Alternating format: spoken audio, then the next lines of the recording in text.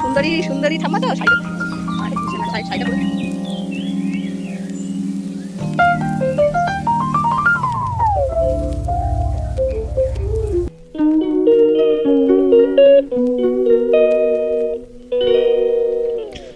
Hello everyone, good morning, welcome back to my channel. কেমন আছো তোমরা? আশা করি ভালো আছো। আমিও ভালো আছি। আমি মন চলে এসেছি একটা নতুন ব্লগ নিয়ে। আই হোপ আজকের ব্লগটা তোমাদের ভালো লাগবে। তো সকাল সকাল ইভানকে পাঠিয়ে দিয়েছি স্কুলে। ইভানের পাপা স্কুলে নিয়ে গেছে ওকে, আর এর মধ্যে একটা পার্সেল আসলো। ততক্ষণে আমি সমস্ত কাজকর্ম করে নিয়েছি, ঘর পরিষ্কার করা, তারপর রান্নাঘর পরিষ্কার করা, সব বিছানা টিছানা গুছিয়ে ভাঁজ করে সব রেখে দিয়েছি পারফেক্ট করে। তারপরে ভাবলাম যে একটু পার্সেলটা খুলি, দেখি সাইজটা ঠিকঠাক আছে কি না। তো এর মধ্যে কি আছে তোমাদের দেখিয়ে দিই, দাঁড়াও। আর এর মধ্যেই ইভান স্কুলে গেছে, আসার সময়ও হয়ে গেছে, এখনও এসে ওঠেনি। এই দেখো বার করেছি, এখানে আছে হচ্ছে ইভানের 3টে টি শার্ট আছে।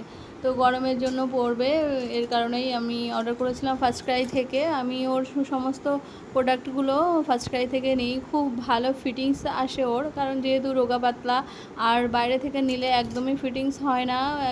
মানে এত রোগা জানোই তো, দেখতেই পাও তোমরা ভিডিওতে, মানে হাতা টাতাগুলো কেমন একটা হয়ে থাকে, ভালো লাগে না দেখতে। ফার্স্ট ক্রাই থেকে নিলে পুরো একদম পারফেক্ট ওর ফিটিংসটা আসে, সেই জন্য ফার্স্ট ক্রাই থেকেই আমি বেশিরভাগ অর্ডার করি। আর বাইরে থেকে যখন যাই, হয়তো কোনো জিনিস পছন্দ হয়ে গেল, তখন হয়তো নিয়ে নিই, এরকম আর কি। তো দেখো গেঞ্জিগুলো খুব সুন্দর হয়েছে, আর কটন, পিওর কটন, বেবি হাগ ব্র্যান্ড। আর বেবি হাগ ব্র্যান্ডের কাপড় সব সময় ভালো হয়। তো দেখো কি সুন্দর না, পাতলার মধ্যে, আরও পরেও খুব আরাম পাবে আর কি। তো চেষ্টা করি ভালোভাবে রাখার, ভালো কিছু কিনে দেওয়ার আর কি, যতটুকু আমাদের সামর্থ্য আছে সেই অনুযায়ী আর কি। অনেকে বলে না যে টাকা না থাকলে ভালো থাকা যায় না, কিন্তু অল্পের মধ্যেও ভালো থাকা যায়, তাই না? সবাই বলে কম দেবে আবার ভালোটা চাইবে, সেটা তো কখনো হয় না। কিন্তু কিছু কিছু ক্ষেত্রে কম দিয়েও ভালো করে রাখাও যায়, ভালো করে থাকাও যায় আর কি, তাই না? তো যারা মধ্যবিত্ত মানুষ, তাদের হয়তো সামর্থ্য নেই, তারা কি বড় বড় ব্র্যান্ডের জিনিস কি পরার ইচ্ছেও রাখতে পারে না, তাই না? তো সেরকম একটা ব্যাপার, মানুষের ইচ্ছে শক্তিটাই হচ্ছে বড় ব্যাপার। টাকা যতই না থাকুক, অল্প টাকায় ভালো থাকার চেষ্টা করতে হবে, তাই না? এটাই তো বড় বড় কথা। কিন্তু কিছু কিছু মানুষ আছে না, কিছু বোঝে না যে পয়সা থাকলেই মানে বড় কিছু অ্যাচিভ করা যায়, মানে বড় বড় খাবার, বড় মানে জামা প্যান্ট, মানে দামি দামি জামা প্যান্ট যেটাকে বলা হয়, ব্র্যান্ডেড ছাড়া কেউ পরবে না, এরকম একটা বিষয়। কিন্তু যারা মধ্যবিত্ত, তাদেরও তো একটু ইচ্ছা করে না একটু ভালো ব্র্যান্ডের জামা কাপড় কেনা, বা রেস্টুরেন্টে যাওয়া, ঘুরতে যাওয়া, খেতে যাওয়া, এগুলো সব প্রতিটা মানুষের ইচ্ছে থাকে। কারোর সামর্থ্য থাকে তাই হয় না, অনেকে হয়তো টাকা পয়সা গুছিয়ে তারপরে সেটা ফুলফিল করার চেষ্টা করে। তো যাই হোক, বেশি কথা বলে ফেললাম। এর মধ্যেই আমি স্নানটা করে এসেছি। আজকে তেমন একটা কিছু রান্না করিনি। ইভানের পাপা আলু সিদ্ধ আর ডাল সিদ্ধ করেছিলাম সকালে, আর ডিম সিদ্ধ খেয়ে চলে গেছে। আর এই যে ইভান স্কুল থেকে এসেছে, গেঞ্জিটা পরিয়েছি, তো দেখো কি সুন্দর লাগছে, তাই না? পুরো পারফেক্ট হয়েছে, ফিটিংসও ঠিকঠাক হয়েছে। আর এই দেখো, এই যে দেবী চৌধুরানী, কি সুন্দর লাগছে না শাড়িটা পরে, দেখতেও যেমন সুন্দর, মানুষ হিসাবে তেমন সুন্দর, সত্যি যেমন রূপ তেমন গুণ, আর তেমনি মানসিকতাও খুব ভালো। মানে এরকম মানুষ সত্যি আমার সচরাচর খুব কমই পেয়েছি। এমন না যে ইভানকে ভালোবাসে তা না, কিন্তু মানুষ হিসাবে খুব খুব ভালো। সবাই বলে না যে বেশি ভালো মানুষদের কপালে কষ্ট হয়, ওনার অনেক কষ্ট আছে, কিন্তু সেটা আর বললাম না, সেটা ওনার পুরোপুরি ব্যক্তিগত। তো যাই হোক, আর ইভান তো জানি না কেন ওনার প্রতি এত আকৃষ্ট, এত ভালো কেন বাসে, আর উনিও ইভানকে ভীষণ ভালোবাসে, খুবই খুবই ভালো একটা মানুষ আর কি। যাই হোক, আর ইভান ওনার বুকের মধ্যে মাথা দিয়ে ভীষণ শান্তি পায়, আরাম পায়, কখনো কোথাও এরকম আরাম কোথাও পায়নি। তো যাই হোক, এখন ওর ঠাকুমা যাচ্ছে হচ্ছে ডক্টর দেখাতে। তো ওনার একটু সুগারটা বেশি হয়ে গেছে, সেই জন্য ওই যে ওখানে ওনার গাড়ি এসছে যাচ্ছে ডক্টর দেখাতে কাঁচরাপাড়াতে। তো ইভান তখন একটু কান্নাকাটি করছিল, ও যাবে। তো ওকে তো আর পাঠানো যায় না, তো বাইরে থেকে আমরা দেখছি গাড়িটা চলে গেল। দেন বারবার বলছে ঠাম্মা ইঞ্জেকশন, ঠাম্মা ইঞ্জেকশন। ঠাম্মার শরীর খারাপ বলেছে, এর জন্যই আর কি। তারপরে চলে আসার পর ইভানকে ভাত মেখে দিয়েছি ডাল দিয়ে। তো ও খেতে চাইছে না, দুষ্টুমি করছে। আর এই যে কালকে রাতে চিকেন করেছিলাম, এই 1 পিস চিকেন, আলু আছে আর ডাল সিদ্ধ আছে। তো এটা দিয়েই আমি আজকে দুপুরে লাঞ্চ করছি আর কি। আর একটা পেঁয়াজ কেটে নিয়েছি, এটা দিয়েই আজকে দুপুরে লাঞ্চ করা হয়ে যাবে। আর দেখি রাতেরবেলা ইভানের পাপা কিছু বাজার করে আনলে তাহলে রান্নাটা করবো আর কি। তো এদিকে দেখো বিকাল হয়ে গেছে, দুপুরে একটু ইভানকে ঘুম পাড়িয়েছে, ও ঘুমাচ্ছে আর দুধটা বসিয়েছি। ইভানের পাপা চলে এসছে, আমি বললাম যে ভাত দেবো, খাবে? ও বললো না, এই বিকালবেলা আর ভাত খাবো না, তুমি আমাকে দুধ মুড়ি দাও, দুধ মুড়ি খাবো। তাই বললাম ঠিক আছে তাহলে তাই হোক। আর তার সাথে সাথে ও আবার একটু ইভানের জন্য খাবার এনেছে, আমার জন্য খাবার এনেছে আর কি, সবাই মিলে খাবো তাই। তো এখানে আছে সিঙ্গাড়া, আমিত্তি, আর হচ্ছে ইভানের জন্য সন্দেশ। তো এটাই সন্ধ্যাবেলা টিফিন। তো ভাবলাম যে আমি একটু পরে খাই ইভান ঘুম থেকে উঠলেই, কারণ ইভান না খেলে আমার একদমই খেতে ইচ্ছা করে না। আর তো ইভানের পাপাকে বললাম তুমি আগে খেয়ে নাও, তারপরে আমি খাবো। তো বললো না, তুমি না খেলে আমি খাবো না। আমি বললাম না, তুমি আগে খেয়ে নাও, তুমি কষ্ট করে এসেছো, তোমার খিদে পেয়েছে।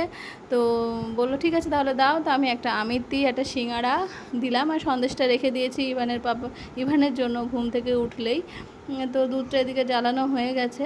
তো এই যে দুটো আমিত্তি এনেছে, আমিত্তি ও ভালো খায়, আমিও খাই, ওকে দিলাম একটা, আর ইভানকে তো দেবো না, কারণ ও তো বেশি তেলে ভাজা, এই জন্যই দেওয়া হবে না। তার আগেই ওর পাপাকে বললাম যে তুমি খেয়ে নাও। আরও অনেক দেরি করে শুয়েছে, আজকে একটু দেরি করেই উঠবে, কারণ সারা দুপুর ঘুমাতে চায় না, দুষ্টুমি করে, ওর ঠাম্মার কাছে থাকতে চায়, আর খেলবে, দৌড়াবে, মানে কি বলবো, আর অনেক জ্বালাতন করে। যাই হোক, এই যে ইভানের পাপার জন্য নিয়ে যাচ্ছি দুধ আর মুড়ি, সিঙ্গাড়া আর কি। তো আমি ওকে বললাম যে সিঙ্গাড়ার সঙ্গে দুধটা খেও না, অ্যাসিডিটি হতে পারে, সিঙ্গাড়া আর আমিত্তিটা পরে খেলে মনে হয় ভালো হবে। তো না, যে কোনো একটা খাও। তো বললো ঠিক আছে তাহলে আমি দুধ আর পাউরুটি মুড়ি দিয়েই খাই, সিঙ্গাড়া আর আমিত্তিটা তুলে রাখো। আমি বললাম ঠিক আছে তাহলে তাই হবে। তো ও টিফিনটা করে নিল। তারপরে ইভান উঠলো, ওঠার পরে ওকে একটু দুধ বিস্কিট খাইয়ে নিলাম। তারপরে আমরা একটু বেরিয়েছি, ইভানের বাবাকে বললাম চলো একটু পার্কের দিকে যাই, প্রায় 10 দিন হয়ে গেল বাড়ি থেকে বেরোয়নি, তো একটু ঘুরে আসি, ভালো লাগবে। তো ও বললো যে ঠিক আছে চলো তাহলে। তো ইচ্ছা ছিল পার্কে যাব, কিন্তু এতটা সন্ধে হয়ে গেছে ইভানের কান্নাকাটি থামাতে থামাতে। তো বললো চলো আমরা গঙ্গা থেকে ঘুরে আসি। গঙ্গাতে বিকালের দিকে গেলে ভালো লাগে, কিন্তু এখন রাত হয়ে গেছে, প্রায় 7:30 8টা বেজে গেছিলো। দেখো পুরো গঙ্গা অন্ধকার।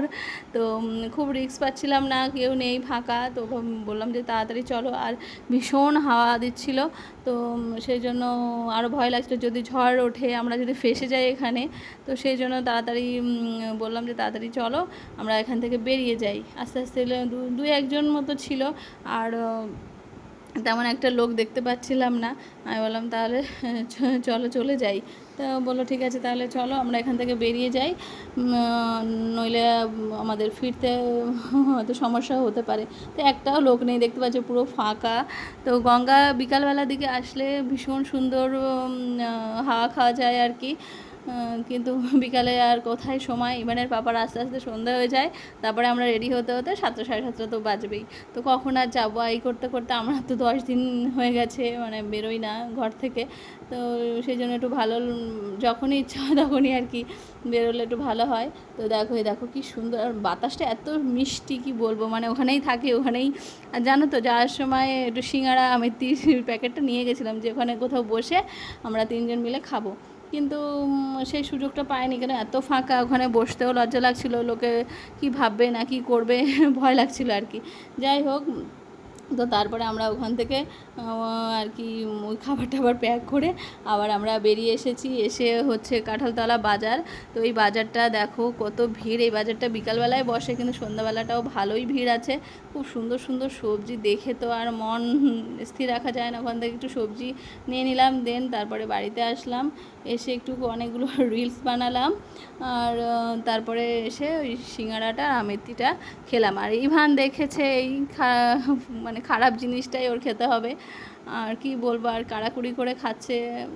আর মানে ওর বাচ্চাদের একদমই শ্যুট করে না এই জিনিস, দিতে চায় না, তারপরেও কেড়ে কেড়ে নেবে।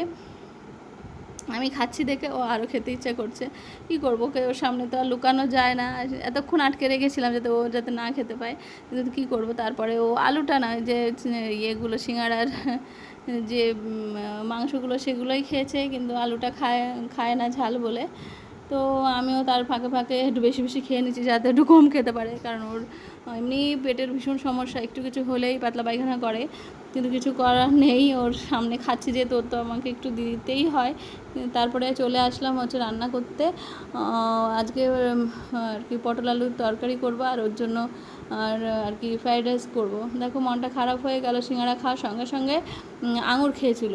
আঙুর 250 আঙুর একা পুরোটা খেয়ে পাতলা পায়খানা করে ফেলেছে। তো কী করবো বলো। আর এই যে পটল আলু তরকারি করছি, আর ইভানের জন্য তোমার দেখিয়ে দিলাম ফ্রাইড রাইস করছি, এটাই খাবে।